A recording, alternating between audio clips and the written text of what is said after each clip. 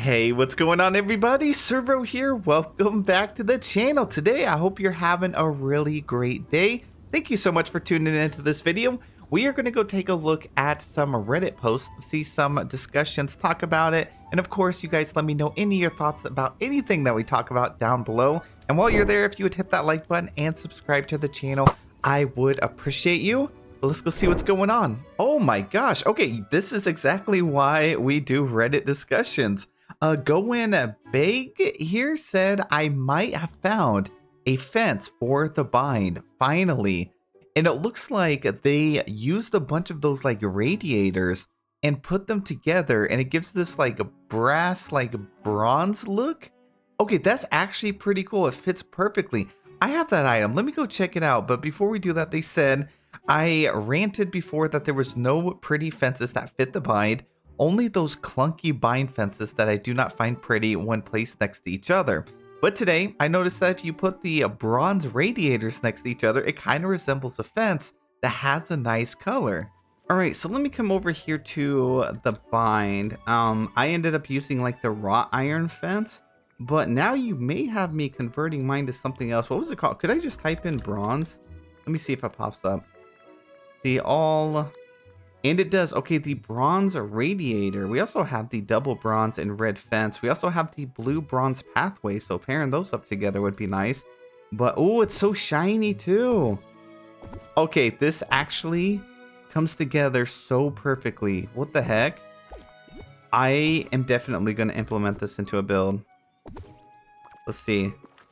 Oh, it's so cool. I love how it's like not even that tall too. It's like a little fence. Honestly, for Wish Blossom Ranch, when the DLC comes out, you could totally use this item right here as a fence, an area to fence in, you know, like if we do get to have our horses and like store them somewhere. Yo, this is so cool. Or even setting up this on the edge of a garden would be really nice. And then obviously framing it up here. Let me see. What if I got rid of this and this? Oh, I love the way the sun shines on it over here. So then it kind of covers up that path there too. Let me go ahead and finish this up and I'll show you what it would look like. All right, there we go. Oh, that's not bad. That is not bad, actually. I could also see this being used in a picture or like a snap or something. Having the scarecrow, like this little guy over here, and having him peek over it. Let's see, can I grab him? There we go. And having him like peek over it like this. Oh, I love that. Okay, that is genius. Thank you so much for putting us on. All right, so up next we have a post by Pelosi here that said, Switch version worse every update. And they have a couple images here. It's extremely pixelated. Yeah, let's see what else they have. Okay, yeah, some of the textures are off. Oh, even like the flowers right here. And then the spider webs. Yep, I've actually seen a lot of people mention about the spider webs not looking correct. And you know, I mean, they could have broken something during this recent update, you know.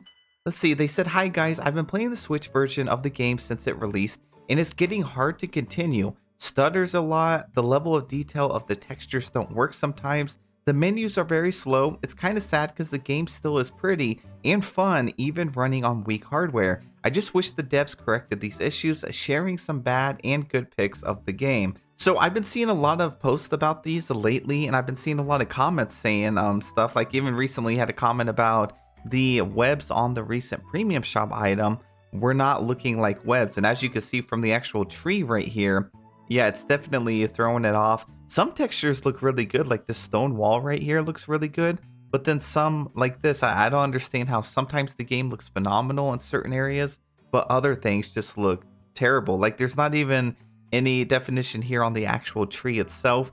So they could have messed up something with the recent update, like unintentionally, and then maybe they'll fix it going forward. Or maybe the game is just becoming so large, they're implementing so much, and it is making it, you know, a bit of a struggle for the hardware with the Switch to be able to handle it. You know, the console is, I think, 8 to 10 years old, somewhere around there. One thing about the DLCs, that's a good thing that they have them in like separate instances, is that the fact that you can keep continuing with the updates without having to go out and buy a new console or buy a new PC. You know, you pay for the DLC, it takes you to a new area. I think this is one of the main reasons they actually implemented floating islands. It helps with that a lot. So I'm not sure what's going on and why it's having so many issues, but I have seen a lot of comments like you're definitely not alone. Now moving on to the next post, we have this post by Firm Eagle that said, I would love a road kit similar to the river kit, or it could even be a new path too. This is like the best idea I've seen in a while. You know, we do have the river kit, which is absolutely incredible, and getting the same thing except different roads, styles, curves, things like that, different textures to be able to put in your valley would be such an amazing item. I still feel like the river kit was just, you know, they were just laying the foundation of a new style of item, and I do think eventually we will get something like this, but having something like that now would be incredible. Let's see, Sad Consideration said, okay, so itty bitty teeny tiny grumble. So I just want to find out if anyone else shares my teeny little grumble. It's with Eternity Isle. Now, just gotten around to decorating it in a major way, as it's been a hot minute since I finished the DLC. And I just wasn't inspired until now. But I have one PETA issue that, not gonna lie, kills my vibe somewhat. Can we talk about the rate that things spawn in the DLC? I mean, swirling sands, ancient rubble, splinters of fate, evil plants, copper rocks, and glass tree things, not to mention the herbs that spawn in the forageables. Jeebus Crispies, I clear out all the biomes daily and bam, turn my back for a second and the place looks like a backlot for an apocalypse movie. Sweet nibbles. Okay, that's a mouthful. Your post is a mouthful. Very creative writing though, but I know what you mean. You know, and we're about to get a 4th island to actually keep up with. I need a Roomba in the valley like ASAP. We need a Roomba. I mean, we need to be able to have a toggle to turn off spawns. It was okay the first time, and then the first expansion came out, A Rift in Time. Okay, you know, it's whatever. Storybook Vale comes out. Okay, we seriously need an option to pause spawns, because I don't know about you, but not all of us are going to be able to constantly go to every island, every DLC map, every single biome, clean it up every like 12 hours to 24 hours. Give me a Roomba, let me pay Wally and Boots or something, and let him go around clean the valley. Let me assign villagers to tidy up the place. Maybe Goofy can, you know, tidy up any fish that he finds on the ground, and then next time you talk to him, any fish he picks up, he can give to you. Maybe Wally can pick up any like dirt or whatever, you know, clay that's on the ground. Maybe Minnie collects like flowers and stuff if you want her to, and then next time you talk to her, she hands you a bunch of flowers. Things like that would be pretty cool. Or you could just set a actual toggle to just not have them spawn at all. With Witch Blossom Ranch about to come out, we definitely need some changes for sure. And then up next, we got another genius idea by Admiral Chapter 5354 that said, am I the only one that wishes this door connected to all the other stores? I have never thought about this in all my years of playing, but imagine you go into Dreamlight Valley Scrooge's shop, right? You buy everything you want. Instead of having to leave, fast travel, run over to the store, go inside the store, get disappointed, leave that store, fast travel to Storybook and do that process over and over. Imagine you could just go to this door and it pops up a little option and you could choose which DLC map to go to, and it automatically will just teleport you straight into the store right here, and you can continue checking all of your stores. That would be the greatest thing ever. Talk about a time saver. Not to mention, with some platforms, the loading screens are horrendously long. So something like that would really cut out the middleman of running through like 3 different load screens to get to your destination. So genius idea. Community loves it too. 1.2 thousand upvotes. We got to make it happen. We get this really cool post here by Beelzebub that said, found out you can make it look like you're in a bubble bath by positioning the wooden tub in the foreground of your photo. And they have a little video here. So they have Ariel's bath, like bubble bath. And then this item, which I think it was from like Storybook Vale. Actually, I don't really remember. I think it was in Scrooge's shop. But if you get the angle just right, it actually will create like water surrounding you. So that's pretty cool. I'm sure somebody would be able to make it work perfectly. It's kind of nice how it has these bubbles right here. So whatever you're like sitting on, it kind of seals away and hides away what you're sitting on. and it makes it look like you're in a pool of water. So I thought that was pretty cute. Now up next, we got this post by Stunning Badger that said, just me? Anybody else wish DLV would have a Star Path catch-up event? There are like 5 Star Paths I missed out on, and they had all of the best stuff in my opinion. Like just one giant event where all the paths and you just do the duties until you get what you want. I know it may not be beneficial for day 1 players, but there are thousands of players since it began. So before I go ahead and talk about this, which I've talked about this topic quite a few times, so I'm just going to touch on this lightly. A top comment here said it won't happen. They can sell it in the premium shop, which is what they've been doing. Number 2, they said, imagine the backlash. Picture this. You really wanted to replay them, but Gameloft announced that they would bring the prizes back finally, but the way to get them was through the premium shop.